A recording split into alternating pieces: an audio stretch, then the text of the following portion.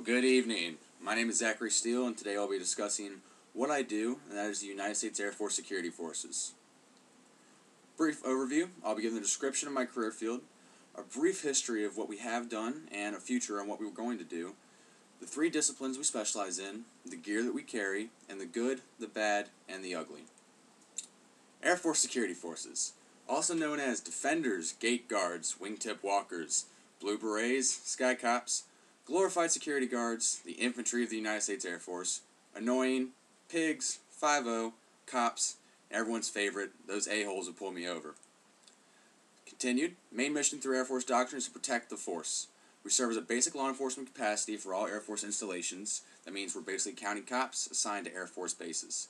Provide security for all Air Force installations, resources, and personnel to include all nuclear weapons in the Air Force arsenal. That is one of our specialty jobs no other service has except for the Navy, and that's very small. We're the specialists. We provide air-based ground defense, which I will discuss later. We also provide combat arms training and maintenance support for all Air Force personnel, which means we train people on firing the weapons, and we also maintain all the weapons in the Air Force stockpile. We also provide military working dog support for all Air Force resources, as well as presidential support and other high-visibility offices. No, we were not down in Panama or Colombia with the Secret Service. Brief history. The need for air-based ground defense thinking began with Hitler's Blitzkrieg mythology during World War II. Doherty, who's a military theorist, decided that the best way to take out an enemy's air force was to attack the base, get them while they're on the ground. So, we started to need people to defend our planes. Army Air Corps MP battalions, as well as specifically created air-based ground defense battalions, served this mission. The National Security Act of 1947 established the Air Force as a separate branch of the Army. Thus, the Army MP battalions came into the Air Force. They began serving as law enforcement and security for Air Force personnel, became known as the Air Police.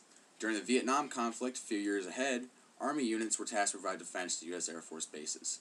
They decided that we were going to be the cops and they'll provide the security. Due to the expanding need of personnel, the before-mentioned Army units that were generally tasked, who were tasked elsewhere, leaving air bases open to attack. Leadership knew they needed Air Force personnel on the ground to defend their own assets. Operation Safe Side addressed this issue, training 226 men in infantry and ranger tactics. For those who were prior military, basically we sent some of our guys to ranger school. One of the biggest battles that really created the current thinking of air-based defense was the Battle of Tan Son Nhut Air Base. One of the early attacks during the Tet Offensive, 30 January 1968, over 2,000 NVA and VC troops attacked Tan Son Nhut Air Base. They were held back by the 377th Combat Security Police Squadron. 4 airmen were killed in Bunker 051, which is at the front of the base. 2 of them received Silver Stars.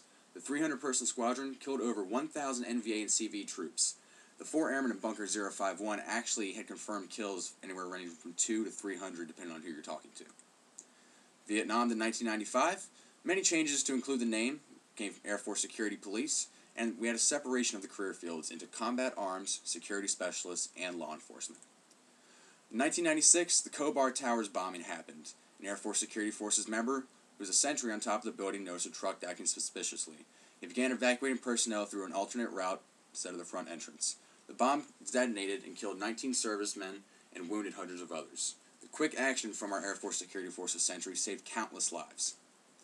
1997 to present, these career fields merged, law enforcement, security specialists, and combat arms, to create what we are now, security forces.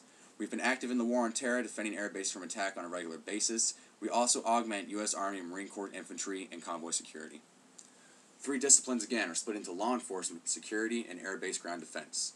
ASSET provides the basic law enforcement for all Air Force installations. This includes patrols, military working dog, manning the law enforcement desk, which is sort of like dispatch, investigations.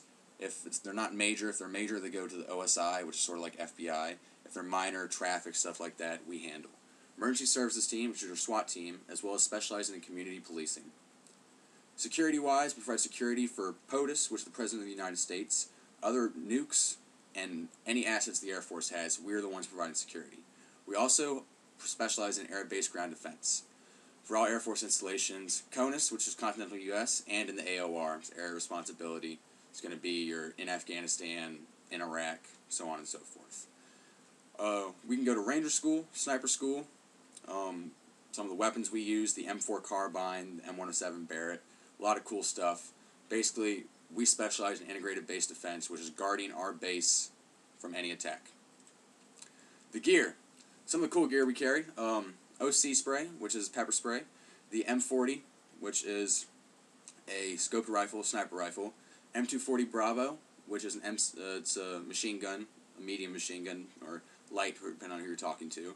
The Mark 19 mounted grenade launcher. It's a 40mm, basically assault weapon, fires these big grenades at very high speeds, and they blow things up. Pretty cool.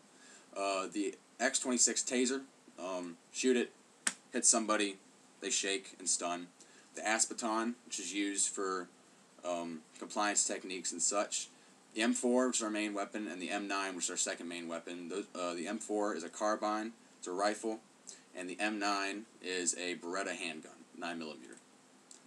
The good parts about it, it's fun. I love the job to death. Made great friends, had great experiences, and I get to do a lot of cool training, which is going to transfer great to the civilian sector. The bad, there are politics, just like any other job, but it can really affect your career and how you progress, not only in the career field, but in the United States Air Force. The hours, we work 12-hour shifts, and the shifts are different between base. We have to be there an hour and a half early to arm up, and we're usually there an hour late, de-arming, turning our weapons in. The key term, everyone always says, embracing the suck. Just embrace the suck. You know stuff's going to happen that's not going to be as best as it can. You just have to embrace it and get through. And some of the training, it's not available to everyone. You have to play the politics game to get some of the training. The ugly, there's drama. We live together, we work together, and stuff happens. It's just like any other job. There's always that drama that makes everything more difficult than it needs to be. If you have any questions, feel free to contact me either through here or at my email address, which is located with the PowerPoint presentation. Thank you very much, and y'all have a great day.